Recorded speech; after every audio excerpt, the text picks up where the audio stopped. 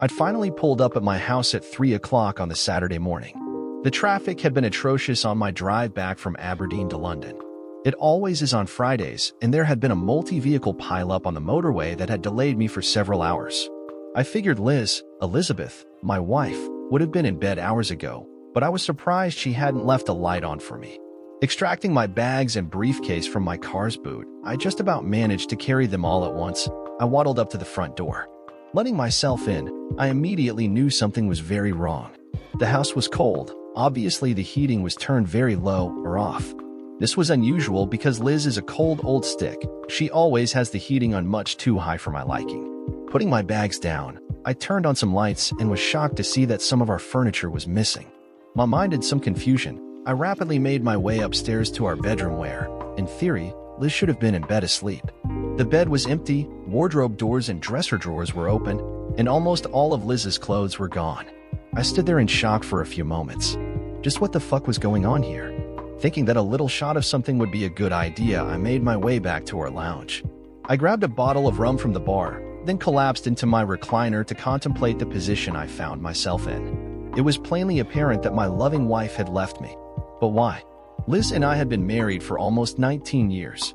We had two wonderful 18-year-old twin girls, who both were in their first year at Bristol University.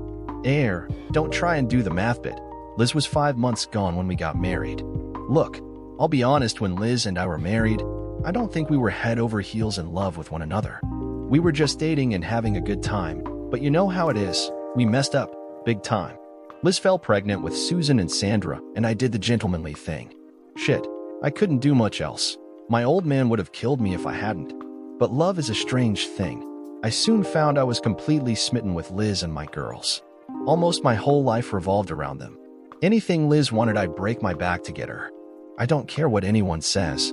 I'm as devoted to her as any man can be to his wife. And since the girls had been away at uni, we had been making up for the time we lost when they were children. Everything wasn't completely roses though. Elizabeth was a strong-willed woman, and to be honest, I did normally give in to her wishes, just to keep the peace.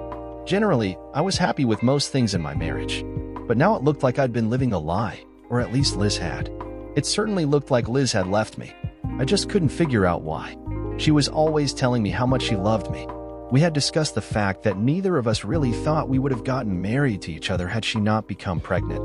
But we had both agreed that it was probably the best thing that ever happened to us, and how deeply we had fallen in love with each other since we had married. It looked to me like someone had maybe had second thoughts.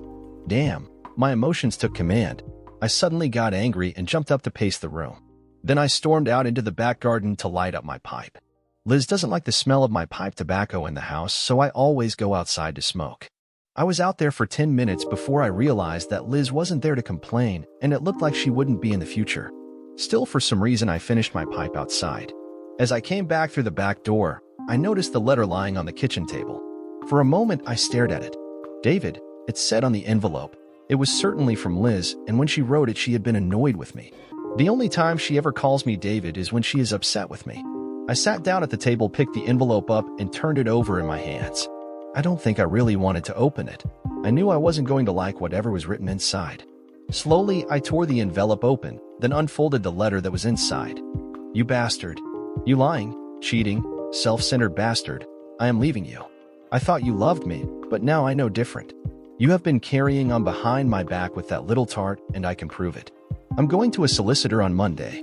I'm going to divorce you and take everything I can get. I'll teach you to mess around on me. Didn't you at least think about the girls when you were swanning around with that little tart? She can't be much older than the twins. I'm going to take you for everything I can, you bastard.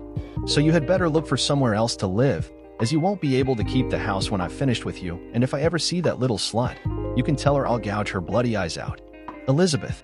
Interesting. I said out loud to myself. I wonder just whom this little slut is that Liz thinks I'm lying? I think there's been a cock-up in the intelligence section somewhere along the line. Look, do I look like the kind of guy who cheats on his wife? That kind of guy would surely have walked away from Liz when she got pregnant. I'm the kind of guy who appreciates what he has and definitely doesn't want to lose what he's got. Yeah, there have been times when I've been tempted. What guy hasn't? But I've always known which side of the toast has the butter on it, and I've always been very careful about what I do. Still, it was apparent that Liz was convinced I was playing around. So, what do? Well, there was only one thing to do really, and that was go to bed. Look, I've been up since before 6 Friday morning, and now it was 4:30 Saturday morning. So to bed I went. Yep, just as calmly as that. Look, I got where I am in business by not letting my emotions get the better of me.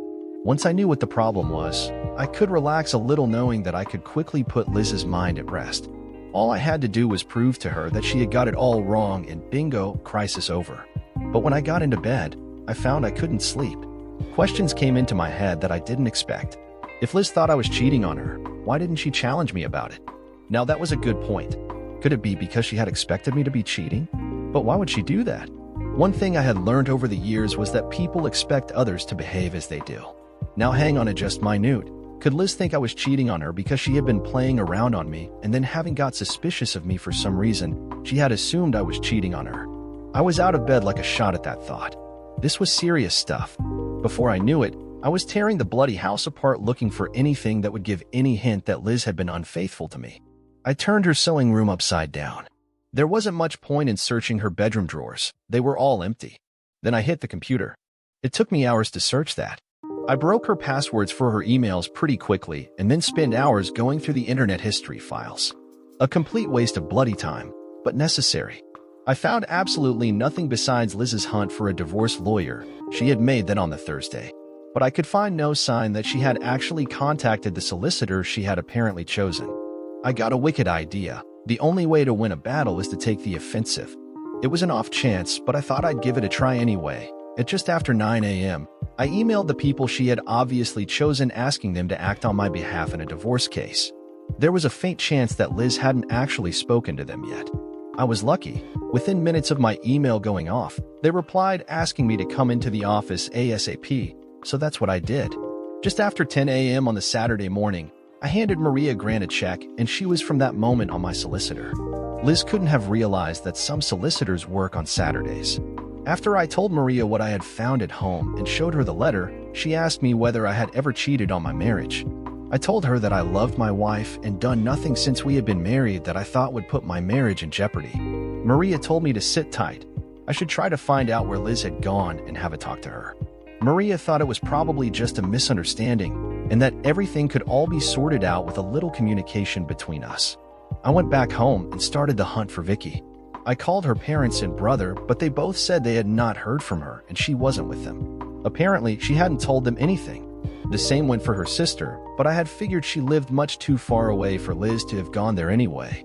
Vicky's family, although she had apparently kept them in the dark about having left me, immediately took sides and claimed up on me once I told them why she had left. The next call I made I wasn't looking forward to, but I knew it was really my best bet. It was to Vicky's friend Rose. Rose has been divorced twice, and to be honest, I don't blame the guys.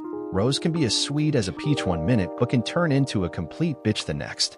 Liz and Rose had been friends since their school days. Whenever Rose wasn't with one of her many suitors, she was one good-looking man-eater, she would normally be with Vicky. Liz and Rose would have a girls' night out every couple of weeks or so, and it wasn't unusual for Liz to call me up and ask me to pick her up as Rose had scored. Liz and I would often laugh about it. You see, I had always thought I could trust Vicky. The moment Rose found herself a guy, Liz would call me in as backup. I dialed Rose's number and immediately knew I'd hit pay dirt. Rose started sounding off at me the moment she heard my voice. I quietly demanded to speak to Elizabeth, but Rose denied that she was there. I felt sure she was, as it was the only place left that she could have gone to, and Rose's rant told me she knew all about Liz having left me. After about 5 minutes, I gave up and hung up the phone. The old emotions rose again, so it was outside again for another pipeful. Whilst out there, I got myself under control and started thinking again. Liz was playing games. This running off bit without talking to me was designed to wind me up. Well, it wasn't going to wind me up anymore. I'd done nothing I had to be ashamed of. Right, Vicky, if you wanted to play games, I'll bloody well play games. I stormed back into the house and phoned the twins. They were totally flabbergasted when I told them that their mother had walked out on me. Of course, I told them that I had done nothing that I could think of to cause Liz to leave me, and I'm pretty sure I had them convinced. I also told them that I thought Liz was staying at Rose's, and then I said that as far as I was concerned, she could stay there. The girls said they thought it was all just a silly misunderstanding, and that their mother would soon come to her senses. I know I really shouldn't have brought the girls in on this. But it was silly games we were playing, and I knew they would give their mother a good dressing down over it. Then I went hunting in the garage. When we bought the house, I had changed the barrels and the outside door locks for 2 reasons really. One was we didn't know if we had been given all the keys to the house, and the other, so that we had a matched set of barrels. All the outside doors had the same key. It saves having lots of keys to carry around. Eurolock barrel only takes a few minutes to fit. Now I changed all the barrels back to the originals, then disabled the garage door opener and bolted the shutter down. Liz wanted out. Well, now she was bloody well out now, and she couldn't get back in. Whilst I was fiddling with shutter on the garage, old man Blake, my neighbor from across the road, came over to me. He and his missus are a nosy pair of buggers, so I guess they'd seen Liz moving and had come across to see what gossip he could pick up. He got very little out of me, but I found out that a rider's rental truck had appeared Friday morning and 2 guys and a woman helped Liz take a lot of stuff from the house. The 2 guys drove off in the truck and Liz followed in her Volvo. The other woman drove off in a pink VW Beetle. I was right. It was Rose. That obnoxious little pink Beetle belonged to her. That night, I drew all the curtains downstairs in the house and closed the blinds and the garage windows. From the outside, no one could see in, but I could look out from the upstairs windows, and I could see the front door and drive through the security CCTV system. I'd put that in a few years back so Liz could see who was at the door when I wasn't at home. Then I called Rose again. I told you, David, Elizabeth is not here. I don't know where she is, and if I did, I wouldn't tell you anyway, you cheating bastard. That's perfectly all right, Rose, I understand. I just want you to give Liz a message for me, if you should happen to see her, that is. Tell her that as she has chosen to believe some stupid rumor without even speaking to me, I don't think I want to know where she is gone. In fact, I don't think I want to see her again. If by any chance you do hear from her, can you ask her to let me know where I should have my solicitor send the divorce papers? I'm intending to divorce her for desertion. We'll just see who gets the short end of the stick in her little game now. You can't do that. She's going to divorce you for adultery. Before she can do that, Rose, I actually have to have committed adultery with someone, and as I know I have and haven't done, I think I'm pretty safe on that score. Now don't you go fretting that little head of yours. The divorce will be settled in my favor because Liz has taken it in her head to desert me. I've got a stupid letter here from her saying she is doing just that. My solicitor tells me that's all I'm going to need. But you were seen. I hung up and then pulled the plug on the phone. That little slip of the tongue by Rose was all I needed to hear. She had said, and then changed her mind and said, you were seen, from that last half a sentence. I figured it was Rose who thought she had seen me with another woman somewhere. Now, would Rose tell Liz exactly what I had said, and would that put doubt into Vicky's mind? I went into the kitchen and made myself a meal. Then after it was completely dark outside, I slipped out the back door and walked around the house to make sure that no one could see inside. Liz wanted to play games, so games we would play. Then I settled myself on the computer to entertain myself until the fun I hoped was going to start actually did. It was 8:30 when I saw Vicky's Volvo pull into the drive on the CCTV. Liz must have had a change of plan. I could see her sitting in the car watching the house for a while. Then Rose walked up and joined her in the car. Rose must have arrived in her own car and parked it in the street where I couldn't see it. It appeared Liz was hedging her bets. I hoped she was thinking that maybe she didn't have enough evidence if it came to a court battle, or that maybe she had it wrong. In any case, I guess she was hoping she was back to stay. If she were living in the house, I wouldn't be able to claim she had deserted me. After waiting about 15 minutes, Liz got out of the car and tried to unlock the front door. I realized she had probably been trying to get the garage door to open with the remote control, but had finally given up. Of course, her key wouldn't fit the lock. Liz rang the doorbell a couple of times and even called out to me through the post box. Rose got out of the Volvo and joined her.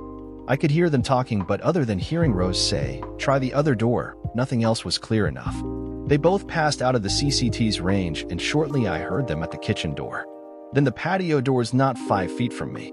The next minute, they were back at the front door. After trying the front door yet again, Liz went over and tried to pull up the garage shutter by hand. After giving that up as a bad job, the two of them went back to the Volvo and stood by it for some time having an animated conversation. That ended when Rose walked away and Liz got back into her car. For the next half an hour, Liz sat there apparently making repeated calls on her mobile phone, but not actually talking to anyone. I could only assume she was making alternate calls to the house phone, but the line was kept busy. Must have called the mobile phone that I had switched off. Then Rose returned carrying a McDonald's bag. She joined Liz in the Volvo, and they stayed there until well after midnight when quite suddenly they drove away. Sticking my head around the curtain, I saw that they had left Rose's VW parked in the street.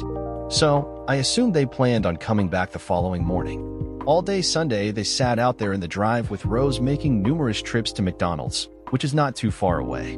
Once again, they left just after midnight, but this time, they took Rose's car as well. I assumed that Rose needed it to get to work the following morning. I was up and out of the house very early on the Monday, just in case Liz turned up again. I went out to the motorway service area where I got myself a questionable breakfast. Then I sat reading the daily papers until it was time for me to go to work. Unusually for me, I was the first one in that morning. I figured the game would come to an end today. Liz was bound to call me at the office, but I figured I'd got some payback for her giving me the fright she had on the Friday night. Sure enough, 9:05 my phone rang. "David, where the hell have you been?" Liz demanded. "I've been trying to get into the house all weekend." This verbal attack upset me again. To be honest, I was expecting a very contrite Elizabeth that morning. "I wouldn't suggest you try to get into the house again, Liz. You don't live there anymore, remember? And as the house is much too big for me alone, I've rented it out." A lie, of course, but it had the desired effect. Liz went loopy. "Are you mad? You can't have rented it out. Why the hell would you do that?" "Now look, Liz, we've got a very expensive court battle coming up. The rent on the house will help pay for it. You've gone bloody crazy." "No, Vicky, you went bloody crazy when you started all of this. You accused me of cheating on you. You called me all those names in that stupid letter. And you wouldn't talk to me while you were hiding at Rose's house. David, we have to talk. It's a bit late for talk now, Vicky. Talk time was Friday evening. Now it's the lawyers make money time. So that's it. You're not even sorry for what you've done. You're just happy to see the back of me after 20 years. Wow, hold on there, girl. First off, I've got nothing to be sorry about. You were the one that did the walking out bit. You were the one who left the stupid note that nearly gave me a bleeding heart attack. And it was you who started talking about divorce. Now I suggest you go and see that solicitor you were so quick to threaten me with and find out what he has to say. Then call me back and give me his details so that I can pass them on to mine. Goodbye, Elizabeth." I hung up the phone. Was I pushing things too far? Well, yes, I suppose I probably was. But as far as I'm concerned, there is only one thing worse than finding your spouse is playing around behind your back, and that's when the person you love doesn't have the trust in you that they should have. I made a couple of telephone calls that I thought were necessary. The first to Ryder's Truck Rental. There were a couple of things I needed to check out with them. They gave me a number, and I had a long conversation with a very contrite little man. I'd meet him once at one of Rose's parties. I think I scared the shit out of him. Then I made an international call and covered that angle. Half an hour later, I got a call from Maria Grant. She was a little annoyed with me. "Mr. Polson, we've just had a visit from your wife, and I very much suspect that you knew she had intended to retain me today to act on her behalf." Well, yes, I did suspect that was what she was planning to do. But as you are the best divorce lawyer around here, I thought it would be much better if you were acting for me instead. My clerk has sent her to another practice. I'll warn you, they are very good and expensive. Maria, no offense intended, but can you tell me of a solicitor who isn't expensive? No offense taken, David. It's your money. You can say what you like. But why aren't you talking to her and sorting this mess out? The answer to that is all in a name. Elizabeth is calling me David. That means she is angry with me. She would not hear what I say when I tell her I did not have an affair. She doesn't want to believe me. If she did, she would have called me Dave. It's as simple as that. Elizabeth has never called me David. I'm not sure I understand your logic, but I really think you two should get together and talk. Well, I am prepared to do that when Elizabeth is willing to listen. But then I've got some rather important questions to ask her. If I don't get the answers I want, you will be handling our divorce anyway. David, do you have reason to believe your wife has been unfaithful to you or something? Not really, but she appears to have been pretty quick to believe that I would be. I've always found that people expect others to behave as they do themselves. I just got to thinking, has Elizabeth been as faithful to me as she expects me to be to her? She appears to be condemning me very quickly. I think I see your logic now, but it's not one I've come across before. Well, we will see what happens, shall we? I'll call you later, Maria. I didn't get much work done for the rest of the morning, and it wasn't until going on 12 that Liz called me back. Dave, we have to talk. Straight away, I came off of the offensive and agreed to meet her at 2 o'clock in the pub down the road from my office. At first, Liz appeared surprised at what she thought was my sudden capitulation.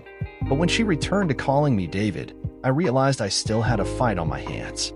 I was sat in a quiet corner when Liz entered the bar. She came directly over and sat down opposite me, although I had left her room in the booth to sit beside me. "Aren't you going to buy me a drink?" she asked. "No, you can buy your own bloody drinks. Remember, you walked out on me. You don't need me."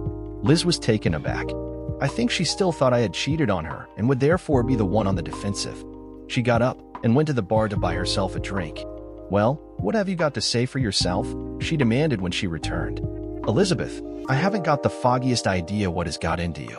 Just what you think I should be apologizing for. I don't know. You were in Blackpool last weekend with some little tart.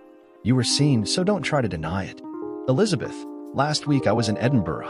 You know that. I spoke to you several times." "I know nothing of the kind. I spoke to you on your mobile phone. You could have been in bloody Timbuktu for all I knew. And I've been told you were in Blackpool with a woman." "Elizabeth, I was working. You know my itinerary. It's the same 4 times a year. Glasgow, Edinburgh, Aberdeen. 3 days in each. I've been doing the same thing for nearly 5 years now. But you were seen in Blackpool." "Okay, Elizabeth, who saw me in Blackpool? Whoever told you they saw me there is either mistaken or lying to you.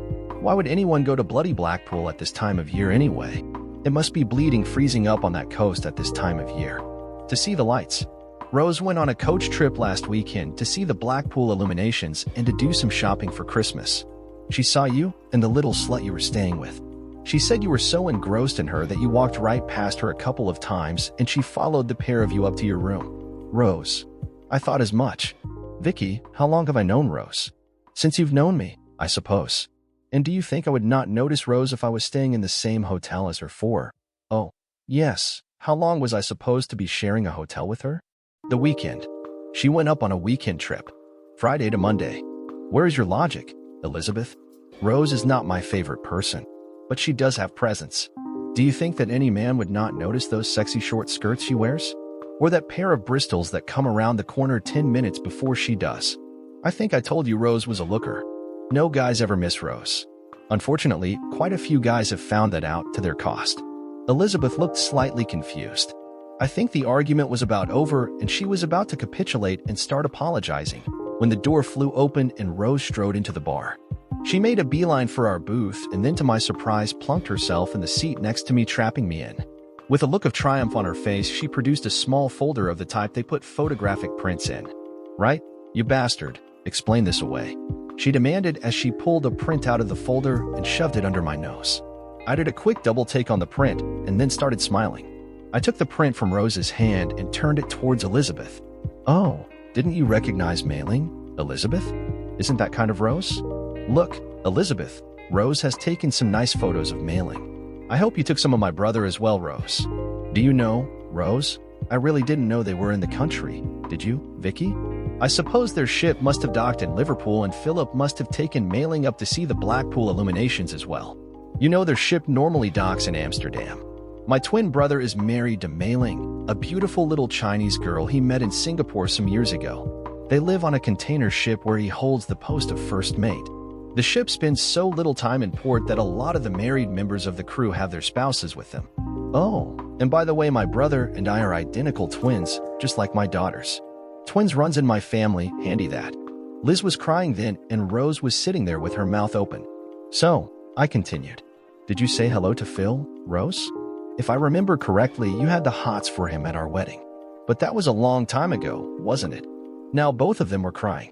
Liz because she had fucked up big time, and Rose, I supposed, because she was upset that she dropped Liz in it. I sat and sipped my beer whilst the two of them regained their composure.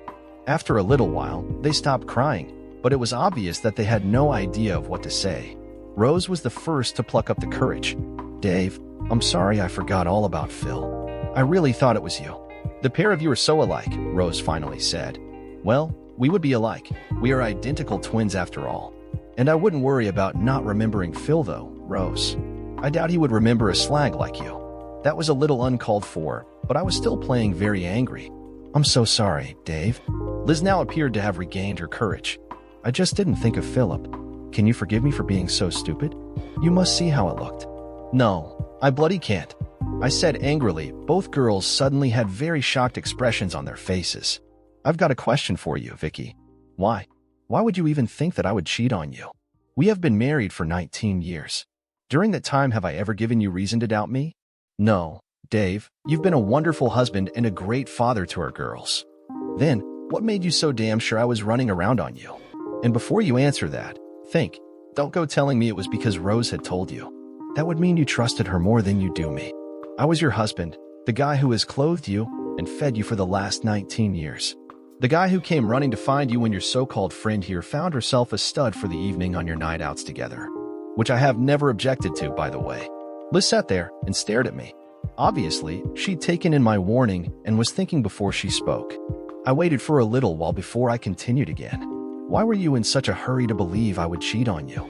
Could it be because you have been getting up to things you shouldn't behind my back in the past? You know, people tend to assume that others will behave as they do themselves.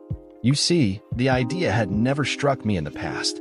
I might be dumb or something, but it never dawned on me that you would cheat on me when you were out with this slut. Because I could never imagine myself cheating on you. So I always believed you wouldn't cheat on me either. But you've moved the goalposts, Vicky, and changed all that now. I'm thinking I was being bloody naive. Without a second thought, you assumed that I was cheating on you. You never bothered to challenge me or anything.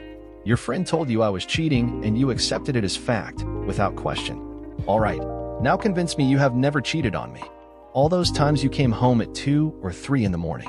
And the times you stayed over at Rose's place. Come to that, what did you get up to whilst I was away? Oh, God, Dave, I've never cheated on you. Honestly, Elizabeth finally exclaimed. Oh, so you say? But if that's so, who were those two arseholes who drove that bloody Ryder truck on Friday? And why did you kiss the little prick? I saw Liz literally jump when I said she had kissed the guy. They're a couple of guys from Rose's office. She asked them to help me. Oh, yeah. And how did you pay them for their help when they got your stuff back to Rose's house? The same way Rose pays for her favors. Liz knew what I was on about. Rose had often told us how she pays to get her car serviced. I'd warned her many times that the garage owner's wife was one tough woman. I saw her in action once. Entertaining but a little demeaning. Come on, most guys enjoy a good catfight. I'd never seen the girl she had caught her husband with again. No, I wouldn't do that.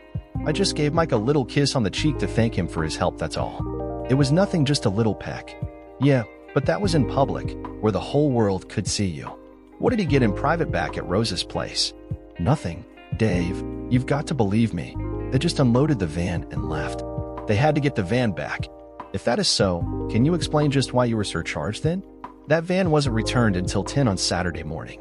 When you book a van over the internet, girl, they send the paperwork back by email. I've read that email. That van was not returned until 10 o'clock Saturday morning. So just what really happened? Now I've got to get out of here before I lose my temper. Let me out of here, Rose, before I push you out of the bleeding way. Rose stood up, and I pushed past her. I turned back to Elizabeth. I'm going to accept nothing but the whole truth from you. I've got plenty of friends out there who go to those same clubs you and the slut here have been going to. You had better decide very quickly whether you wish to try and save our marriage. At the moment, I don't give a damn either way.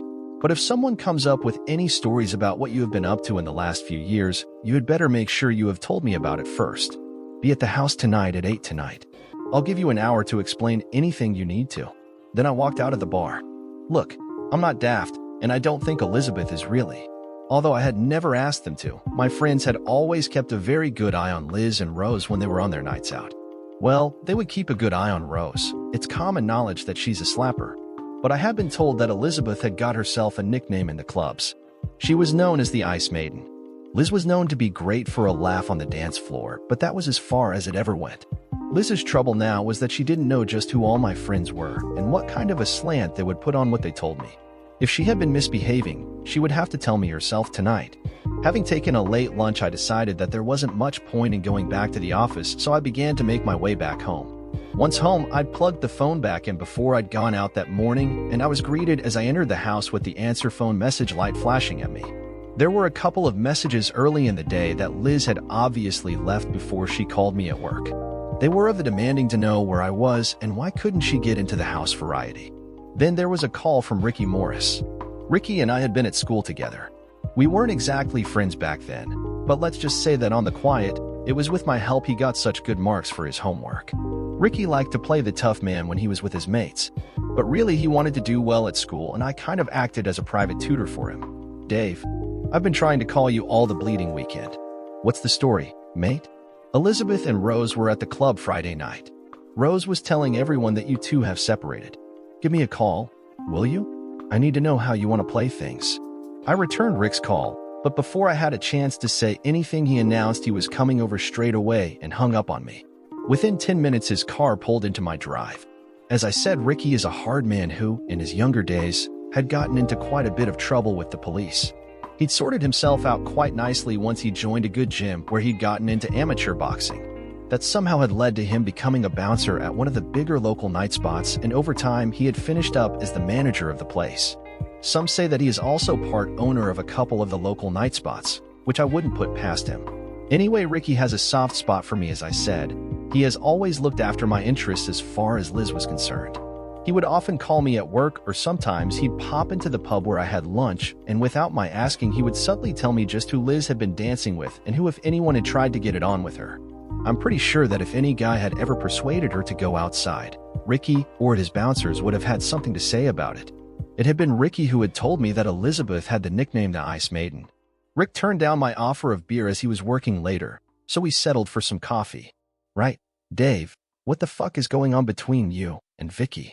She was in the club Friday and Rose was telling everyone that the pair of you had separated. She said that you were bonking some little chinkbit in Blackpool last weekend or something. Don't tell me. Rose went up Blackpool last week and apparently Philip was up there with his missus. Rose thought it was me and the bitch told Elizabeth. I came back from Aberdeen to find that Liz had moved out on me, without a by your leave. Oh, fuck. But you soon put her right, didn't you? Well, not exactly, Rick. Let's just say we are playing mind games at the moment. I got pretty pissed off that Liz hadn't spoken to me about it first. I was wondering if she has been playing around behind my back. Hey, no chance there, man. No one gets into Liz's pants. I'm 100% on that one. When some of the studs heard there was trouble between you two, they thought they might get lucky Friday night. But from what I heard, the ice was a damn sight colder than usual. Liz and Rose left well before closing time. Oh, and the taxi took the two of them straight home to Rose's place. I had a word with the driver. I thought you would want to know. Thanks, Ricky. It's good to have friends. All part of the service, Dave. Hey, it's about time you came down to the club anyway. You never come in to see the boys nowadays. From then on, the conversation dropped back into what old friends were up to, and that kind of thing. Before we knew, it was almost 8 o'clock and Ricky said he had better to get to the club. Ricky was just leaving when Elizabeth pulled into the drive. I saw Elizabeth do a double take on Ricky as he reversed out. She had a confused look on her face as she had obviously recognized him, but she had no idea that I knew him.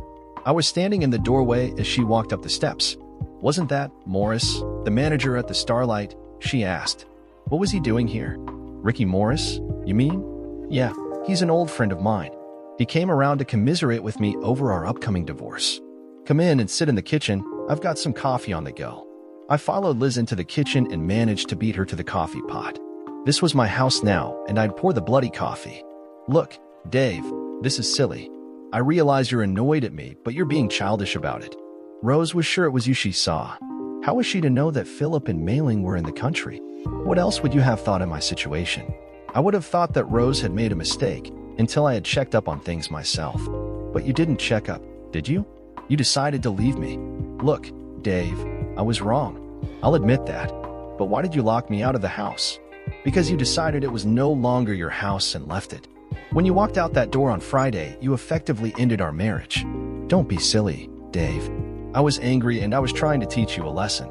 I realize it was a stupid thing to do. Look, I'm sorry and I want to come back home. Well, you made the bed. Now you had better get used to laying on it. You mean you're not going to let me move back in? No. But why not? Because I don't believe you, or at least I don't trust you. Tell me, when did Rose tell you she had seen Philip in Blackpool? Tuesday when she came back. Why do you ask? Before I spoke to you on the phone that night or after? After. So, on Wednesday when I called you, you knew that Rose thought she had seen me, or rather Philip. Yes. So why didn't you challenge me on Wednesday evening? Better than that, why didn't you call me back on Tuesday after Rose told you? Why did you act as if nothing was wrong? I don't know. I wasn't sure what I was going to do about it then. But you made up your mind. didn't you? You decided life would be better without me. You thought you were going to get it all, didn't you? All our savings and a good chunk of my pension as well. I didn't matter. It was only the money you were worried about. Oh, my God. No, Dave. Where the hell did you get that idea? I just wanted to throw a scare into you. Honestly. So if you were just throwing a scare into me, why take all that furniture? Just you not being here would be a scare. You didn't have to empty half the bloody house. You were right. It was overdoing things, but Rose said it would make you think I was serious. Oh, Rose again. It always comes back to Rose. Do you know that nearly all of the disagreements we've had over the years have come down to Rose and the ideas she puts into your head? And there's one other point. If Rose had told you she had seen me with a Chinese girl, what would you have thought? I would have immediately thought of Phil. But Rose never told you the girl she claimed she saw me with was an Oriental, did she? I suppose she didn't notice. You have to admit Mailing's features aren't that strong.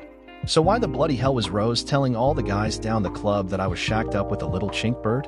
She can't have known. She said she didn't know that the girl was Chinese until you pointed out on those photos in the pub, and she only got those back from the laboratory this morning. Don't ask me.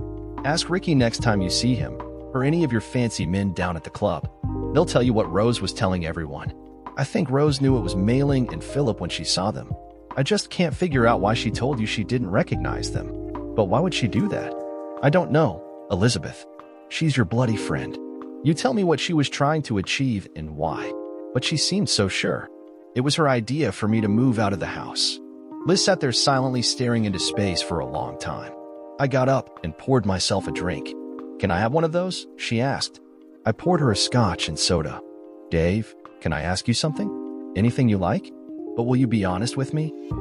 I've always been honest with you. Well, there were a couple of times when I had to lie to you when I was planning surprises. Like our 10th anniversary honeymoon. No, this is serious. I need you to tell me the truth. Have you ever made a pass at Rose since we've been married? Now who's trying to be funny? Of course, I haven't. Do I look daft? God knows what you could catch off her. She never has been choosy. And what about friend Cooper, your old secretary? Fran, are you mad? You've met her husband. What do you think I've got? A bloody death wish. So you've never made a pass at Rose, and you never had anything going with Fran. Don't be silly. Why do you ask? You definitely never kissed Fan. Well, of course I kissed her a few times. If I remember, I thought her old man was after your tonsils a few times under the mistletoe at those Christmas dues.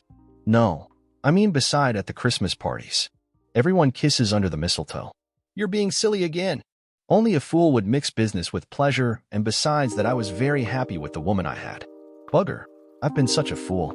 I'll make no comment on that, but it's cost you more than you'll ever know. Liz looked at me with the look that should have sent me dashing over there to comfort her. My heart went out to her, but I was still trying to retain the moral high ground. I was still playing the put-upon husband. Then she turned on the tears. Oh, fuck. I lost the battle. I'd had a hard enough problem walking out of the pub earlier in the day when she started crying. A bad tactical mistake Liz had made there. If she had sat beside me, I would have capitulated then. I moved over and sat beside her, putting my arm around her shoulders. After what seemed like an age, she stopped crying. You never have done anything that you're ashamed of in our marriage, have you? What do you think, babe? Then why? Why what, Vicky? Why would Rose tell me you had? Why would she tell me she had seen you with Fan? You had better ask her that one, Elizabeth. She's your friend. No, she's not. Not anymore. She isn't. I don't know why, but every doubt I've had about you in our married life I can trace back to Rose. What bloody doubts? Oh, suspicions about you playing around when you're away from home, and that you had something going on with Fan. Do bloody what? Why the hell have you never said anything in the past? Because I love you. I didn't want to bring anything to a head. I thought I'd let things slide and you would come back to me. I'd never leave you, Vicky. I love you too much. I know that now. I should have always known it. I'm sorry, Dave. I haven't been a very good wife. I haven't given you the trust one should have. Can you forgive me? Ooh, now there's a question. But I don't think it's for me to answer. I think you need to answer that yourself. Look into your heart and work out why you thought I would be unfaithful to you. When you can figure that one out, I think you'll have your answer. Liz reached into her bag and retrieved her mobile phone. Deliberately, she dialed a number. Rose, you are no longer a friend of mine. I never want to see you or hear from you again. Shut up and listen, you bitch. I'm calling you because if I met you in person, I'm not sure I could control myself. I might kill you or something. All my life I listened to you. Now I realize you have always been trying to drive a wedge between me and my husband. You've lied to me so many times I can't count them. No, stay out of my life from now on. Liz looked up at me. Can I bring my bags and out of the car now? No, we'll go straight to bed. I've missed you for the last couple of weeks, and you'll definitely not need any night clothes tonight. We went up to bed and spent the night trying to relive our honeymoon. I think it was one of the best nights we ever had. In the morning, I made arrangements to have our furniture collected from the storage unit Elizabeth had hired. We dropped back into our old life. Oh, there were the solicitor's bills to pay, but at least Rose was out of our lives. I think it was worth every penny. It was some time before Liz figured out what Rose's problem was. Liz ran into an old friend one day who told her that before Liz and I were married, Rose had told her she had a crush on me and she intended stealing me from Elizabeth. Well, that never happened. I do remember Rose coming on a bit strong, but, as I have said, I always figured her to be a slut, so I steered clear. Liz and I intend to grow old together, and we talk about our feelings a lot more nowadays. Oh, I'm a regular at Ricky's club most weeks now, but the Ice Maiden dances a lot more than I do. As for Rose, I don't think either Elizabeth or I have seen her since. It was the night of our next anniversary. I'd been away on one of trips. Liz attacked me as I entered the front door. She then started dragging me up to the bedroom, discarding her clothes as she went. Once in the room, she pushed me down onto the bed and attacked my belt. Within moments, she had removed my trousers and underpants whilst I removed my shirt. I must add I don't remember her removing my shoes and socks. Maybe she removed them after her lips clamped down on the old John Thomas. But by that time, I was beyond caring. I watched her head rise and fall as she tried to force as much of me as possible down her throat.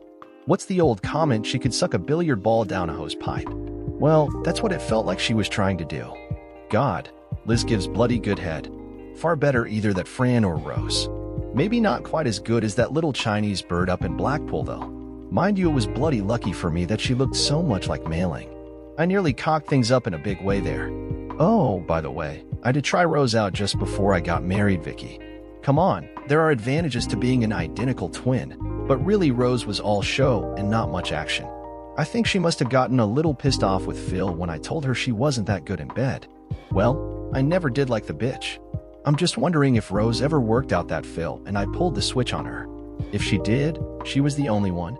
Well, I think. But it might explain why she tried to put the boot in. Look, I have said that I consider myself a bloody gentleman, but I've never said anything about having a flawless character, though. Life goes on, just a little more carefully.